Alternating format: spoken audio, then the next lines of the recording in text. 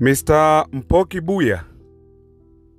Isa Benson Mwakilembe, mwalimu wa neno la Mungu. Naam.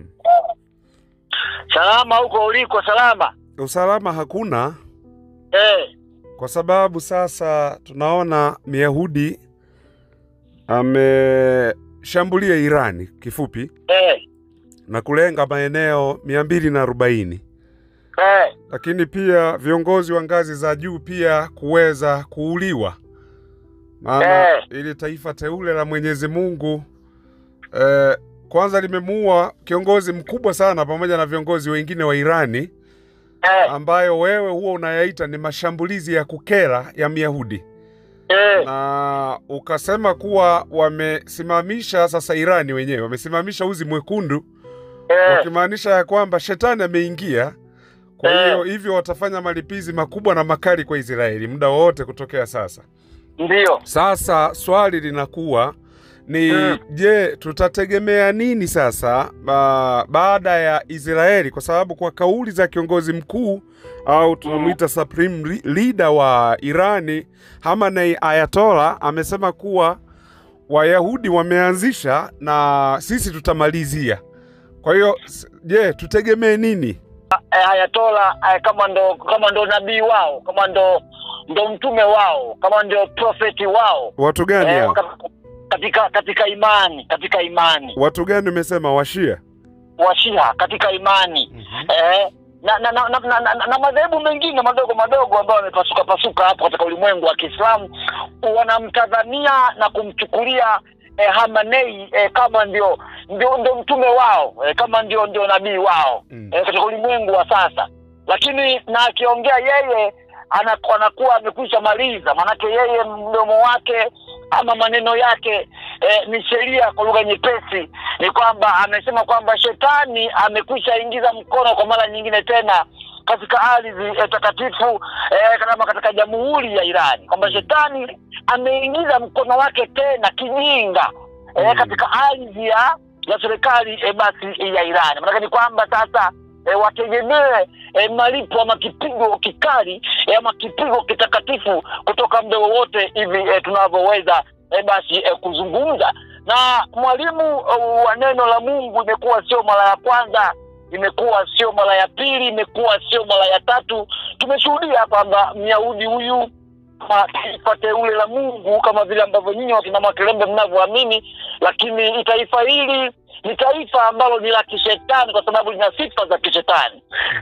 Mwakilembe wamekuwa wakishambulia Irani mara kwa mara, lakini pia tumekuwa tukishangaa kwamba hivi kwa nini Irani mwenyewe pia amekuwa akidonoa.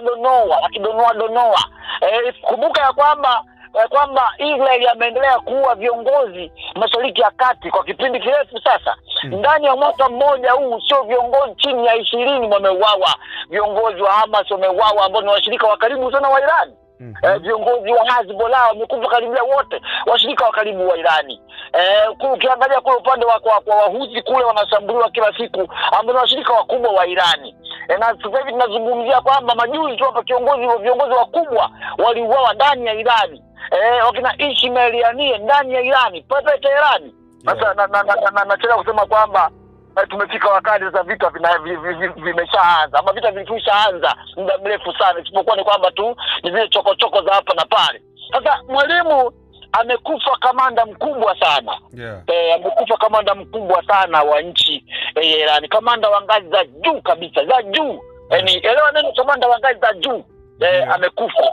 Sasa Mwakilembe, katika mazingira kama hayo unategemea nini kutoka kwa upande wa Irani kama sio malipizi? Na bendera nyekundu ya kisasi imeshapandishwa, ama uzi mwekundu umeshapandishwa ndani ya taifa la Irani, wakiashiria kwamba basi ni kisasi kipo dhidi ya taifa la Israeli.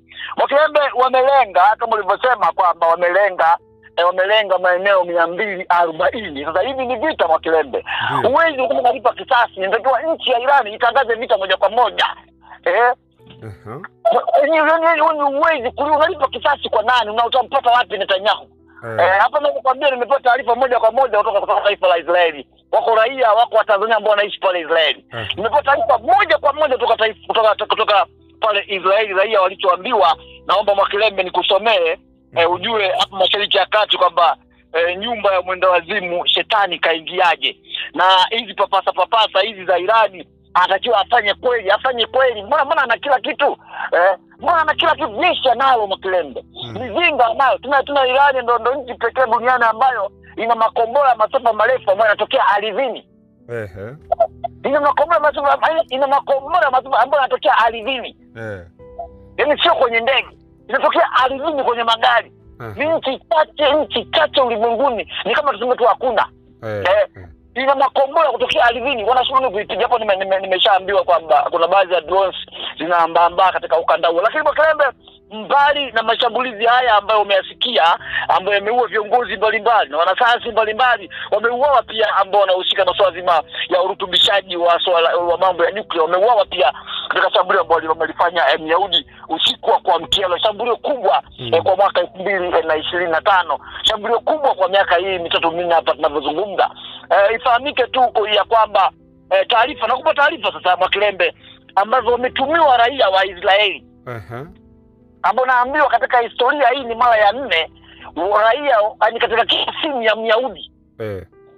Katika kila simu ya raia ambaye yuko pale Israeli, katika kila simu. Message hii imefikia. Uko Israeli wewe au uko wapi? Mimi niko Tanzania. Sawa, sikia sasa. Huu ni ujumbe uliotumwa. Ujumbe unasema hivi, naomba nikusomee, wameandika kwa Kiyahudi afu kwa Kiingereza. Naomba nikusomee, nimetumiwa na mdau kutoka moja kwa moja na taifa teule la kishetani tuseme. You must stay close to a protected area. Movement in the space should be reduced and crowds avoided. When receiving an alert, you must enter in a protected area and remain there until you receive a new message.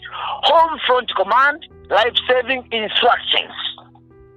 Home light command, life-saving instructions. Haya ni nini? Hizi ni taarifa ambazo kila mtu ametumiwa. Kama kila mtu hakikishe amekaa sehemu ambayo ni salama. Wenye maandaki waingie kwenye maandaki. Ambao wana maandaki wajipite kwenye majengo ambayo yana usalama zaidi. Yaani kila raia ametumiwa hii message. Mikusanyiko marufuku. Yaani mikusanyiko yani manake anga limefungwa. Yaani anga lile la Israeli hivi ninavyozungumza, lile anga Mwakilembe limefungwa. Viwanja vya ndege vyote vimefungwa. Hakuna shughuli inayoendelea ndani ya Israeli hivi ninavyozungumza. Ni kula tu na kunywa maji na kujificha. Hivi ninavyozungumza hakuna shughuli inayoendelea. Mwalimu umenielewa? Siku moja kabla hili tukio Mwakilembe, Marekani, hivi kwa nini watu hawajuaji? Hizi signal sisi tunazionaga mapema. Na Mwakilembe, jana nimekuambia jana kwamba Mashariki ya Kati hapa pamechafukwa. Unakumbuka? Hizi signal Trump alisema hivi, Trump aliojiwa. Alisema hivi kwamba uwezekano wa kuipiga Irani upo, lakini sio sasa, ila inawezekana. Sawa, uwezekano wa kuipiga Irani upo, lakini sio sasa, ila inawezekana. Utakumbuka mwezi mmoja nyuma alisema kwamba yeye ndo ameizuia Israeli isiipige Irani kwa sasa mpaka mazungumzo yafanyike. Tumeelewa? Siku mbili nyuma kabla Irani alisema hivi kwamba kama Marekani anataka Irani waache urutubishaji wa mabomu ya nyuklia, sawa, mabomu ya nyuklia, inabidi na Myahudi na mwenyewe pia naye Israeli pia vile vile naye aache, naye aangamize mabomu yake ya nyuklia. Unaelewa? Siku 3 nyuma zilizopita alisema hivi majaribio yalifanyika. Irani ilifanya majaribio kama taarifa ulizipata. Alifanya majaribio ya mabomu ya mabomu ya nyuklia. Sawa. Tunaposema majaribio mabomu ya nyuklia tumaanishi kama alifanya majaribio kwa mabomu la nyuklia lilipuka, hapana. Wanatumia yale makombora yenye uwezo wa kubeba vitu vya nyuklia, ndio wanafanywa majaribio yale. Ndio. Sawa. Sasa nyuma kidogo hapo alifanya majaribio. Tumeelewa? Na pia vile vile Irani walipinga, walisema hawawezi kuingia kwenye makubaliano na Marekani. Na Marekani alisema njia pekee ya kuiokoa Irani, njia pekee ya Ayatollah kuwaokoa watu wake ni Ayatollah akubaliane na makubaliano ya Marekani. Na Marekani yeye ni kwamba ni ndio, asema hatutaki longolongo. Tunataka majibu kutoka kwa Irani iwe ni ndio au hapana basi. Tumeelewa? Jana kama mgema nakumbuka jana hii siku jana hiyo, sawa? Marekani alitoa taarifa kwa watu wake wote ambao wako Mashariki ya Kati wapaki vilago vyao waondoke, na kama sio kuondoka wawe maeneo ambayo ni salama zaidi ninavyozungumza, sawa? Hivi ninavyozungumza na Makelele, ndege za kivita za mataifa matatu. Ndege za kivita za mataifa matatu. Uingereza, Marekani na Israeli zinaambaa katika ukanda wa Iraki, katika hilo anga la Iraki, ndege za kivita za mataifa matatu.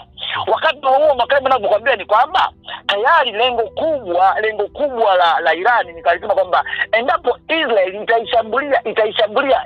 endapo itashambulia Irani, maana Irani atalenga kambi za kijeshi na maslahi yote ya Marekani Mashariki ya Kati. Mwalimu bwana amenipata vizuri. Sasa hivi signal zilifanyika kuanzia jana. Hivi ninavyozungumza na wewe Makelele ni kwamba tayari Irani imeshakwisha shambuliwa. Imekwisha shambuliwa vibaya. Vibaya mno. Na wamelenga target maeneo 40.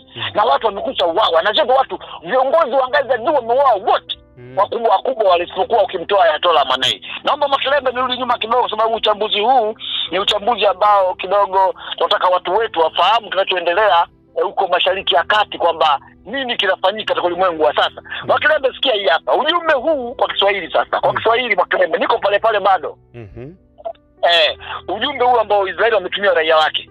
Huu ujumbe ulitumwa kwa yeyote aliyoko Israeli saa 9 usiku kuamkia leo.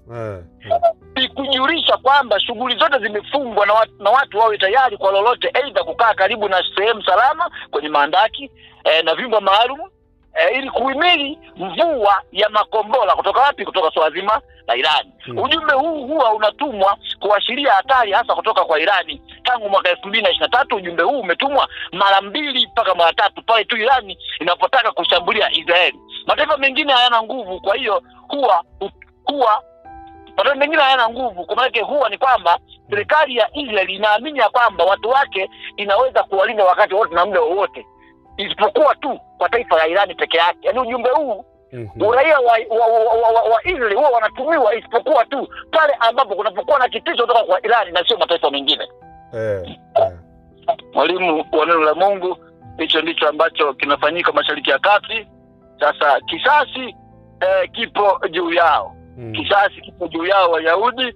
Hatujui sasa, lakini taarifa zingine Makelele, wanaharakati wa Mashariki ya Kati kama kawaida yao wamesema kwamba wanapinga na wanakemea vikali kile ambacho kinafanyika, kile ambacho amekifanya Myahudi taifa la Mungu kama mnavyouliza nyie hapo Mashariki ya Kati. Wamesema kwamba watalipa na wenyewe pia visasi, wako tayari kuisaidia Irani wakati wowote na muda wowote ule. Mwalimu, nikusomee kidogo samahani listi ya wale ambao wamekwisha uawa na maeneo ambayo yameshambuliwa katika taifa la Irani. Unajua kama uko tayari Makelele, uko tayari au na wewe unahuzunika kama ambavyo ninavyohuzunika mimi? Nahuzunika.